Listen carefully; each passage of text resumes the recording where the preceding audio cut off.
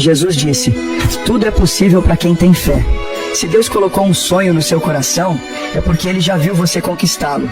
Talvez hoje você enxergue obstáculos, dores e desafios, mas lembre-se, a fé não vê barreiras, ela enxerga promessas.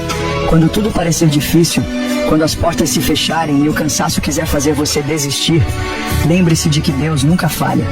Abraão esperou, José foi traído, Jó perdeu tudo, mas em cada história Deus mostrou que o último capítulo pertence a Ele. O que você enfrenta hoje não define seu futuro. É apenas uma página da história que Deus está escrevendo. Ore, confie e avance. O impossível para os homens é o natural para Deus. Ele não se atrasa, não se engana e não erra. Seu milagre está no tempo certo. Apenas creia, porque aquele que prometeu é fiel para cumprir.